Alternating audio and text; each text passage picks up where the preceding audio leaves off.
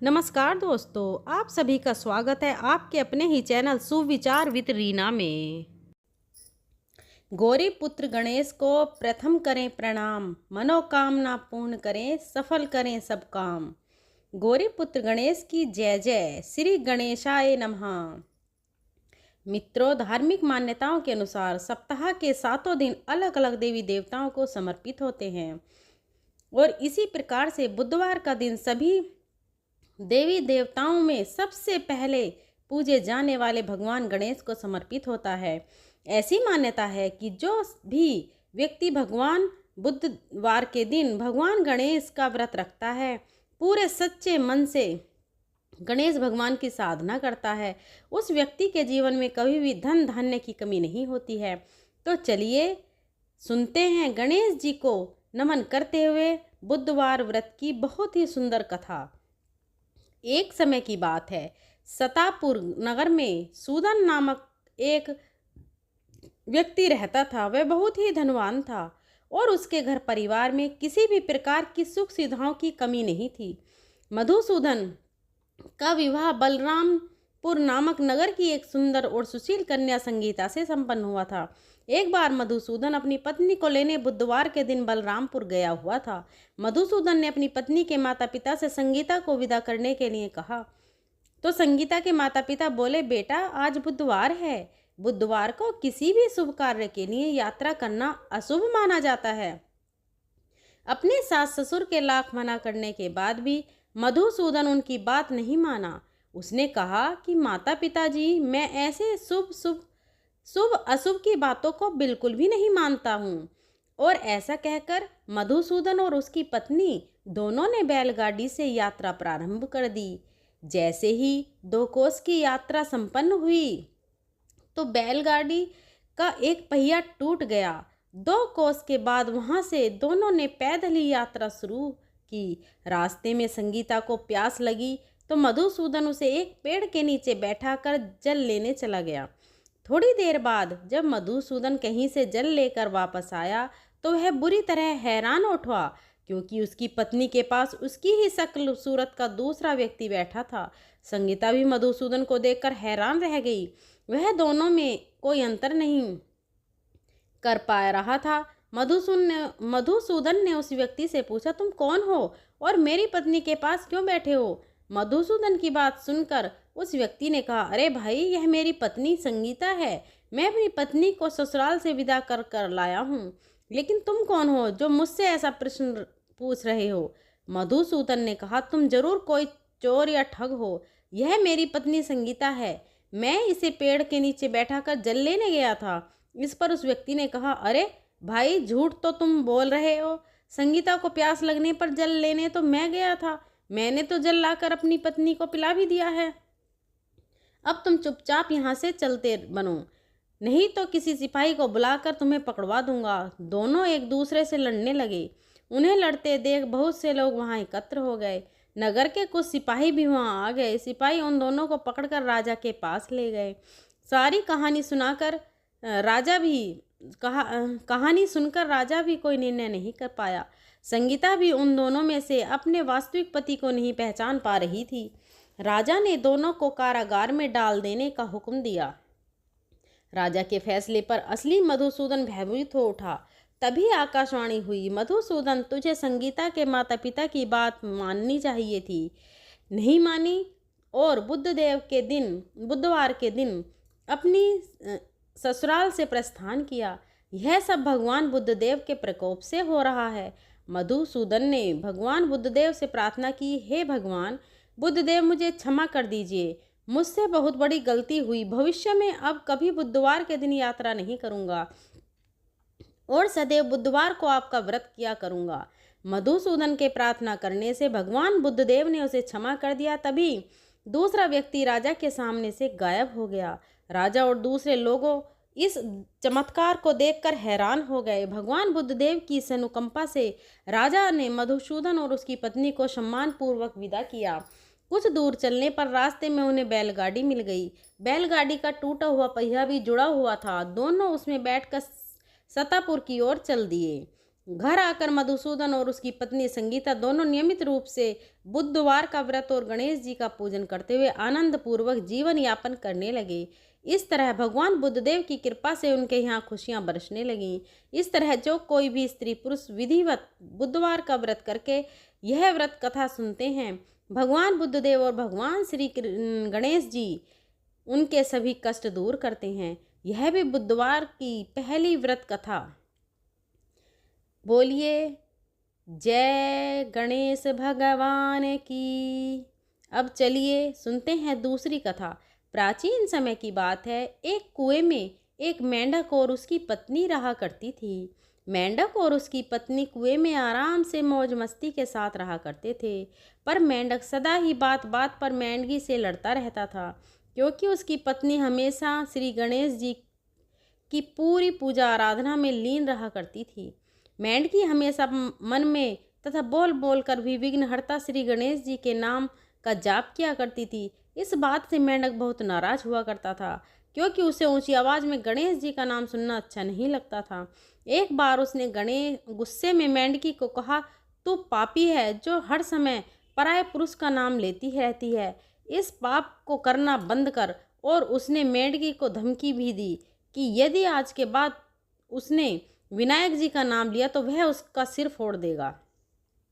एक दिन की बात है, कुएं पर राजा की दासी पानी लेने के लिए आती है, और जैसे वह कुएं में अपना बर्तन डालती है तो बर्तन में पानी के साथ साथ दोनों मेंढक और उसके पत्नी भी बाहर आ जाते हैं।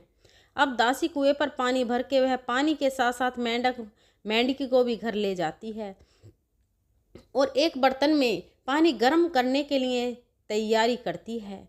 दासी ने दोनों मटकों को पानी वाले बर्तन में डाल दिया और बर्तन को चूल्हे पर गर्म होने के लिए रख दिया। वह पानी तालाब से लाया गया था, इसलिए वह थोड़ा गंदा था और दासी को उसमें मेंढकी दिखाई नहीं दिए।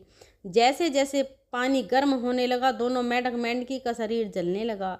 इस पर मेंढक की पत्नी ने मन ही मन श्री गणेश जी की पूजा अर्चना और नाम जाप शुरू कर दिया। मेंढक को यह विश्वास था कि भगवान गणेश उनकी सहायता अवश्य करेंगे। अचानक ऐसा चमत्कार हुआ कि पानी चाहे कितना भी गर्म हो रहा था, लेकिन मेंढकी को कुछ भी महसूस नहीं हो रहा था। लेकिन इसके विपरीत उसने अपने पति से कहा, क्या तुम्हें सच में जलन ही हो रही है? मेंढक ने जवाब दिया, हाँ मुझे बहुत जलन हो रही है, क्योंकि पानी बहुत धीरे धीरे बहुत गर्म होता जा रहा था। अपने पति की ऐसी दशा देखकर पत्नी ने सलाह दी, तुम भी जल्दी से श्री गणेश जी का नाम जाप करना शुरू करो, देखना गणेश जी की कृपा से तुम्हें भी आराम मिलेगा। जान बचाने के लिए मेंढक ने भी श्री गणेश जी की पूजा शुरू कर दी और दोनों पानी में रहकर श्री गणेश जी की भक्ति में लीन हो गए।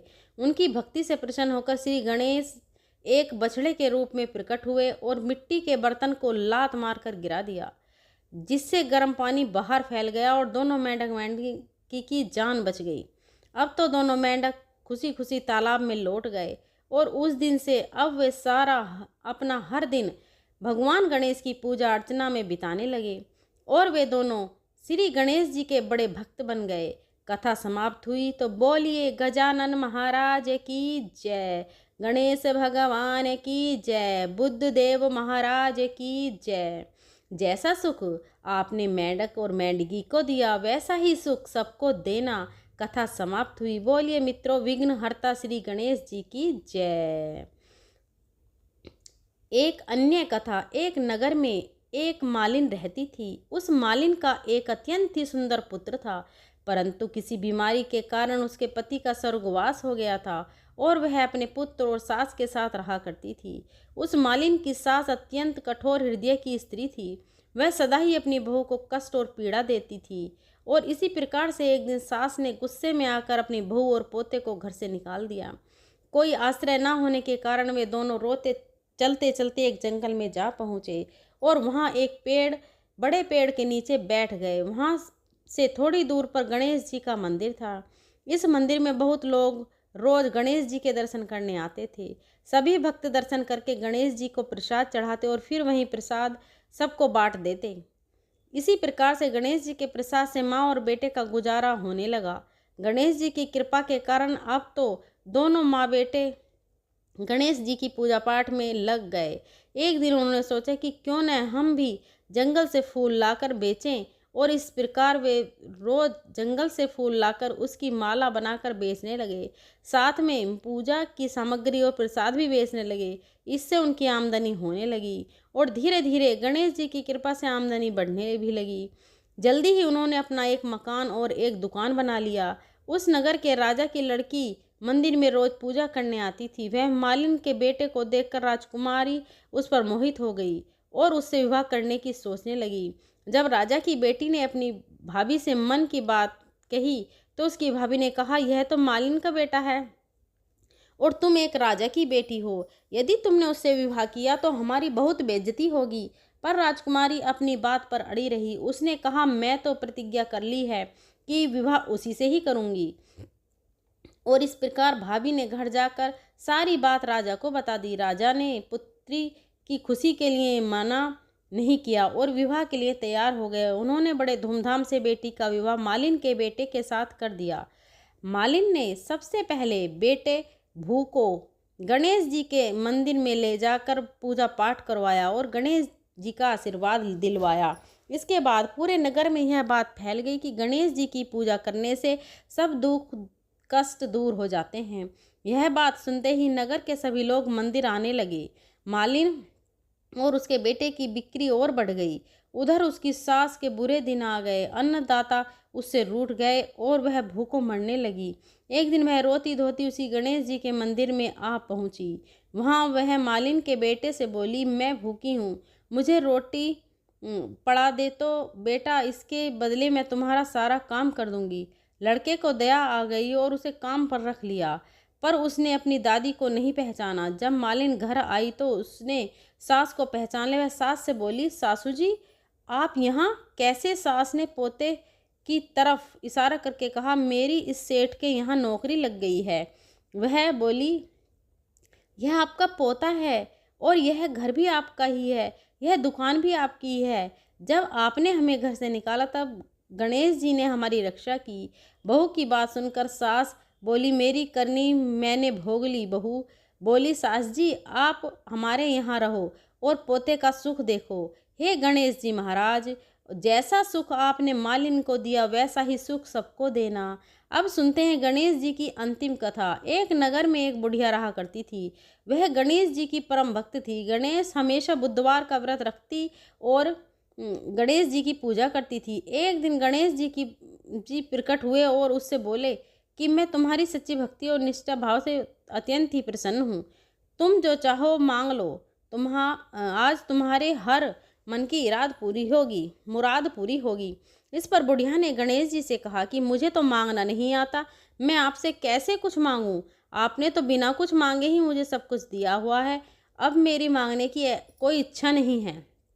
तब गणेश जी ने कहा कि तुम अपने बेटे और बहू से सलाह लेना और फिर कुछ मांग लेना। इस पर बुढ़िया ने अपने बेटे से कहा कि गणेश जी मेरी सच्ची भक्ति से प्रसन्न हुए हैं और उन्होंने मुझे कुछ मांगने को कहा है। गणेश जी से क्या मांगूं? बुढ़िया के बेटे ने यह सुनकर कहा कि माँ धन मांग ले। जब बुढ़िया ने अपनी बहू से पूछा कि पुत्री, गणेश जी ने मुझे कुछ मांगने का कहा है, मैं उनसे क्या मांगूं? उसकी बहू ने कहा कि माँ नाती मांग ले। बुढ़िया के पड़ोस के लोगों से भी इस बारे में पूछा तो उन्होंने कहा कि धन और नाती का तुम्हें क्या लाभ है? तुम अंधी हो, अपने लिए गणेश जी से आंखों की रोशनी मांग लो। इसी प्रकार बुढ़िया सबकी सलाह लेकर रात में सो गई। बुढ़िया जब अगले दिन उठी और गणेश जी की पूजा की तो इस समय गणेश जी फिर से प्रकट हुए। बुढ़िया ने गणेश जी से कहा कि आप अगर मुझसे प्रसन्न हैं तो 9 करोड़ की माया दो, निरोगी काया दो, अखंड सुहाग दो, आंखों की रोशनी दो, नाती और पोते दो, सुख और तो समृद्धि दो, जीवन के अंत में मोक्ष दो। इस पर गणेश जी ने कहा कि बुढ़िया माँ, तुमने तो मुझे ठग लिया, लेकिन जाओ तुम्हारी सब मनोकामनाएं पूरी हों। और ऐसा कहकर गणेश जी वहाँ से चले गए। इस तरह गणेश जी की कृपा से बुढ़िया को सब कुछ प्राप्त हो गया। मित्रों, आइए अब सुनते हैं गणेश जी की आरती। जय गणेश जय गणेश जय गणेश देवा, माता जाकी पार्वती पिता महादेवा। अंधन को आँख देत, कौड़िन को काया, भांजन को पुत्र पुत्र देत निर्धन को माया। जय गणेश जय गणेश जय गणेश देवा, माता जाकी पार्वती पिता महादेवा। एक दंत दयावंत चार भुजाधारी, माथे पर सिंदूर सोहे मूसे की सवारी।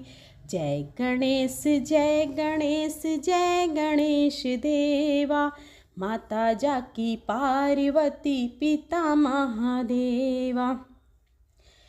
विघ्न विनाशक स्वामी सुख संपत्ति देवा, सब काम सिद्ध करे श्री गणेश देवा। जय गणेश जय गणेश जय गणेश देवा, माता जाकी पार्वती पिता महादेवा। दीनन की लाज रखो शंभु सुतवारी, कामना को पूरा करो जग बलिहारी। जय गणेश जय गणेश जय गणेश देवा, माता जाकी पार्वती पिता महादेवा। जय हो गणेश भगवान की जय हो। गणेश वंदना। गजाननं भूतगणाधिसेवितं कवितजम्बूफलचारु भक्षणम् उमासुतं शोकविनाशकारकं नमामि विघ्नेश्वर पादपङ्कजम्। जय हो गणेश भगवान की जय हो, बुद्ध देवता की जय हो। दोस्तों, अगर वीडियो पसंद आई हो तो वीडियो को लाइक करें और अपनी फ्रेंड और फैमिली में शेयर करें। हमारे चैनल सुविचार विद रीना को सब्सक्राइब करें और बेल आइकन को ज़रूर प्रेस करें ताकि आने वाली सभी वीडियो की नोटिफिकेशन आपको मिल सके। अगर मेरे बोलने में कोई त्रुटि हुई हो तो मैं हाथ जोड़कर क्षमा प्रार्थी हूँ। मिलते हैं अगली वीडियो के साथ, तब तक के लिए धन्यवाद।